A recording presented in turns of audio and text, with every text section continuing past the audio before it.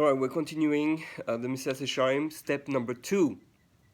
So until now, we had step 1, where that's for the first of the 4 levels a human being can achieve. We said there's 4 levels. There's the Yashar, the righteous, the one who goes in the right direction, the right path. Then there's the Tzaddik, which we call the just. Then there's the Chassid, and then there's the Kadosh. So right now we're step number 2, which is right after Torah, which is Zehirut, which is awareness, which is the beginning of becoming a tzaddik, to becoming a just. So Zehirut we translate as awareness. It means watchfulness, consciousness, being aware of what's going on. But he's going to give a definition. The Ramchal says the definition of awareness of Zehirut is like that: analyzing what is truly good and what is truly bad. The goal is to distancing yourself from evil and focusing on the mitzvot that are negative, lo saseh. So we know there's a famous quote from Shlomo HaMelech, Shesur mera ve'aseh tov, go away, or it's just from Tehillim, from David HaMelech. So go away from evil and do good. So we know Sur Mera is the first step in becoming a tzaddik. And then after, when you go away from evil, then you're able to do the good better. Now, there was a new approach, a Chassidut approach from the Baal Shem Tov, who said that if it's difficult for you to do that, you can do good and then and only after deal with the bad, because you'll be so busy with the good, the bad is going to disintegrate itself. There will be no more room for bad,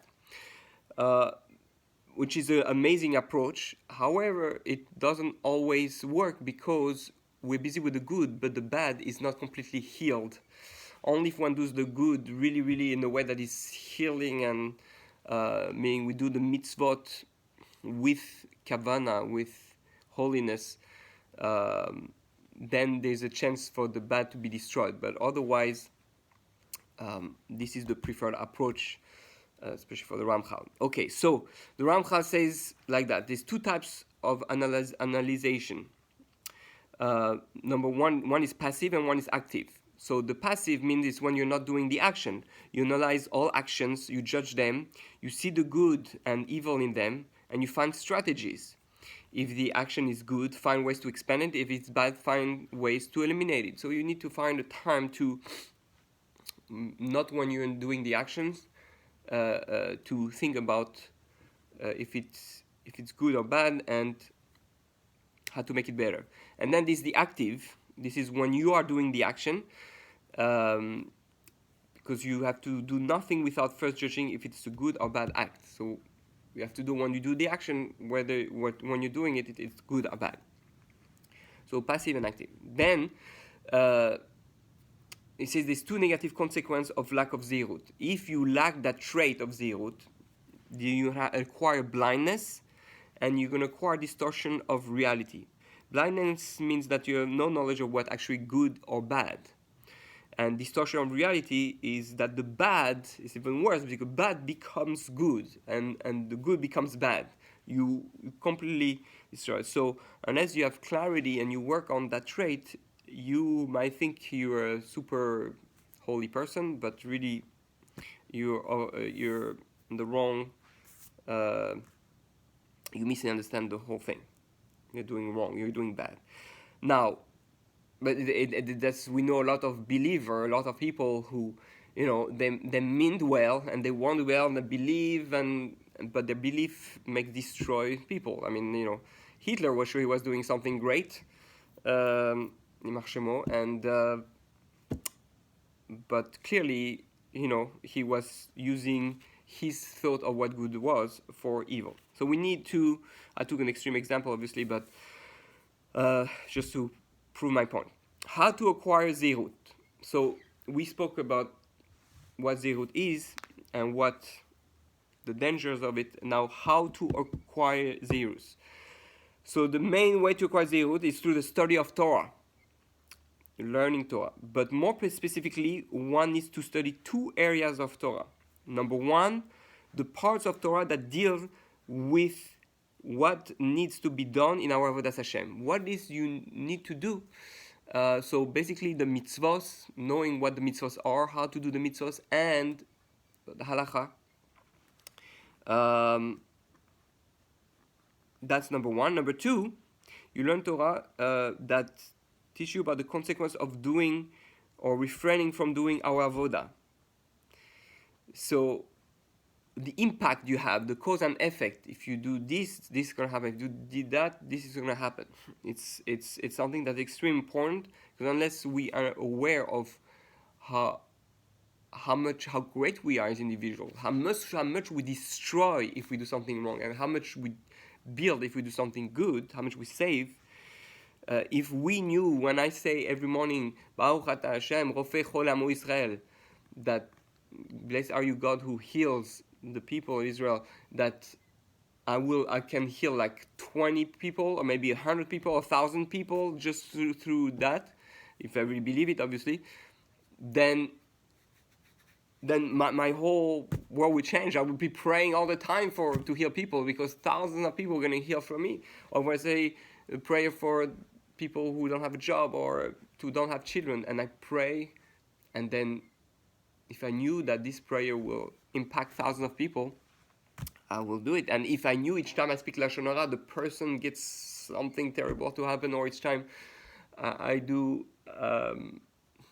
keep Shabbat, then it's so many people end up, falling into a pit, as a metaphor of in the life. Then I will not do it. So we need to really realize how powerful we are. Now he says that these consequences can be learned in two ways, two areas. One, learning in depth the stories of the Torah. If you learn in depth the stories of the Torah, so basically the whole Sefer Bereshis and part of the Sefer Shemos and all the stories, as well as in the Tanakh, all the stories are here for a reason. They're not part of the mitzvot or halachot per se. They're connected to it, but it teaches you all about the power of human being, what we can do, how we can change the world. Adam changed the world. Avram changed the world. Moshe Rabbeinu changed the world. So we see how much impact we as an individual can have. Like Rav Noach Weinberg Zatzal says, if one man can destroy 6 million people, one man can save 6 million people. Although we know it's much more than 6 million, but So, number two is learning from the rabbis that teach Musar, Agadah, and Midrash. And this is a powerful thing. Today, it's lacking. There's a lot of rabbis who teach Gemara, and especially in Yeshiva, Gemara, which is, we need to learn Gemara, it's important. But very often when we learn Gemara, a lot of rabbis skip the parts of Agadata, or if they read it superficially and then go in depth. The Agadata is very, very deep. The most precious lessons and secrets are hidden in the Agadata, in the Agadah. And teaching Musar and Midrash also has in it a lot of powerful concepts, philosophies, and secrets about what a human being is, how much power he has, how much impact he has on the world, and it will give us the strength to really be aware of everything we do, that everything we do matters. That's really where it comes to. Everything you do matters. The way you go to the bathroom matters. The way you eat matters. The way you learn matters. The way you speak to people matters. The way you hold the door for someone matters. Everything matters. We are powerful beings. Every action, every thought, every word, every emotions has an impact on your body, on your soul, and on everybody around you, and into the world. So you need to be aware. You need to be aware. This first stage. In the chapter of Zehut is actually one of the longest in Messilas Yesharim. Although it appears so simple, okay, just be aware. But really, it's one of the most difficult to go, because once you are really aware, then it's much easier. All the rest of the steps are much easier to do. To really know what I'm doing good or bad, and really aware of what I do matters. That's like a super foundation right after the learning of Torah, and with the learning of Torah. Okay. Now, there's 3 levels of motivation, 3 levels of people who get motivated to be aware. The lowest, well, he starts with the highest level. The highest level is to achieve perfection.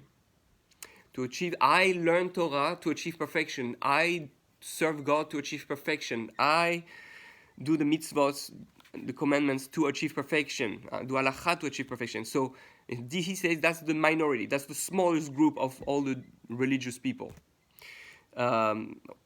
So perfection is my only desire. So what was the thought of the one who achieved perfection? That his perfection is his only desire. He has no rest, no relaxation towards achieving awe and perfection. All his studies are directed towards the knowledge of how to practice perfection. I feel a sense of responsibility and understand the importance of good deeds. So that's the learning lishma, doing the mitzvot lishma. I do it because I want to be one with God. The only perfection is God. Therefore, perfecting myself is becoming more godly, becoming attached to Hashem. That's why I do everything I do. You know why I take my breakfast in the morning? To get strength to have perfection. You know why I wake up this morning? Because I'm on the journey of perfection. You know why I go learn and why I pray? To connect to God, because this is the taste of perfection. This is how I can be guided to achieve perfection. You know why I get married? You know why I go with my kids? You know why I rest? You know why I go on vacation? All that so I can achieve actual perfection, practice perfection. This is why I'm here for. Because I love God, and loving God means acting like Him and being perfect. So that's the highest level. But that's a minority. You have to remind yourself all the time that it's very easy to be distracted. It's not easy. The Yetzer Hara does everything that you get distracted, and you don't do it for that reason. Number 2, the second level, another group of people, is people who do it for personal gain. I do a mitzvah to get a reward. I go do a mitzvah because I want a paradise. I follow halacha, and I learn Torah because I want to have honor, be respected, and be like someone, like a real man, and be, have a good shidduch, to have find a good wife, to be in a good yeshiva. That's shelo lishma. It's a much lower level, so that's not such a great thing, but it's already a stage, one stage. We start with children like that usually, and then little by little we teach them how to achieve, to do the lishma. The Rambam says women and children because women in the past didn't know much Torah. Today it mostly applies to children at the beginning, and us low level until we get there. But we have to remember shelo lishma haba lishma, that the only reason I do shelo lishma is because I know I really want to achieve the lishma. I have to be aware of that. Otherwise, it's a headache that doesn't work. Technically, according to the Rambam, if you learn or you do mitzvot shelo lishma, you have misa b'dei shamayim. You're supposed to die. It's better not to be born, says the Gemara. So we have to be very aware that it's a temporary stage, and that my real desire for everything should be to do things with perfection. And number 3 is to be the biggest. He says the majority of people who are religious, they do mitzvahs and follow halacha just so that they don't go to Gehinnom, they don't go to hell. So they're just living and do things out of fear of Gehinnom, not interested in doing extra efforts. They're only motivated by the needs of this world. I just do what I need to do not to be in trouble. Okay, I have to daven, I have to say Birkat Hamazon, like that. No, nobody tells me anything. But they don't go. There's no love in that. That's the danger of teaching a Torah of fear. That there's so many people who teach Torah and teach mitzvot, that if you don't do that, you go to hell. If you don't do that, that's not the ideal way. It's a level. Again, you can start with the kids or our level, little by little, but we have to be aware that that's not what God wants. God wants you to love Him and to do things out of love. 3 things. Okay, now that we know that, there are 3 things preventing us from acquiring it. To acquire awareness, watchfulness. One, worldly preoccupation and care. Because worldly preoccupation and care, you're so busy, you lose focus, and you forget to be aware of what you're doing, and if you're doing it's good or bad. Number two is laughing, joking, mocking attitudes, which makes you lose any type of fear repentance. You won't accept Musa. Someone who always joking and laughing and making fun of stuff, and you don't take things seriously. You don't take Musa seriously. You don't think you're important, or that what people do are important. People who have very low self-esteem, or that they might end up in that category, or with people that are like that. So that prevents you from acquiring Zehirut. And number three is bad friends. Bad friends, we become sinners like them by trying to fit in, says the Ramchal. Bad friends you're going to end up with people and you like them because it's fun or whatever, entertaining, but at the end they not gonna lead you in the right way. So those are three things: worldly preoccupation, care, laughing and mocking attitude, and bad friends. Stay away if you want to acquire real Zehirut, if you want to achieve perfection. And what are the solutions for it? So what's the solution in order to acquire, to protect us from those three things and acquire Zehirut? Number one, to minimize work and learn more. The more you can learn, the less you can work, the better. We have to remember the Pirkei Avos. You have to make the Torah the Ikar. Oh, today I can learn 4 hours. Okay, I can learn 4 hours, then the rest of the time I'm going to work. If we live on that madrega, it's not an easy madrega, it's very hard. I'm talking to myself. But if you really, the Ikar, the main thing, you know that everything comes from the Torah, and that's the main thing, then whatever money you're supposed to get, you're going to get from the rest of the hours. Okay, you need to have bitachon, work on bitachon for that too. But this is where I minimize the work and don't take extra hours if you can learn, an extra hour that night, stuff like that. Minimize work, learn more. Number two, designate a time for Torah and Cheshbon.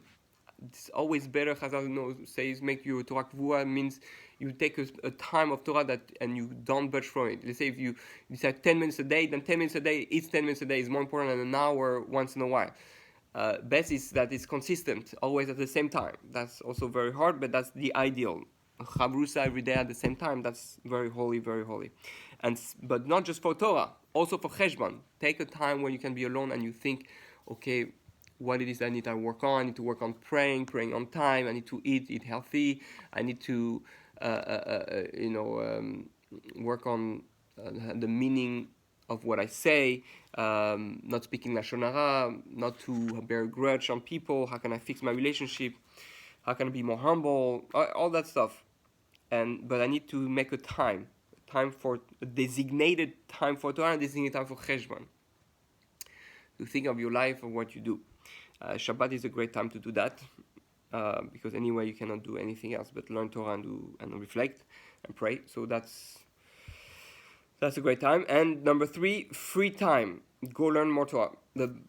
So the more free time you have, the more you should want to learn Torah. So that's also a funny thing from the Ramchal. If you have free time, go learn more Torah. So all three solutions is learn Torah, but understand the importance of Torah in your life.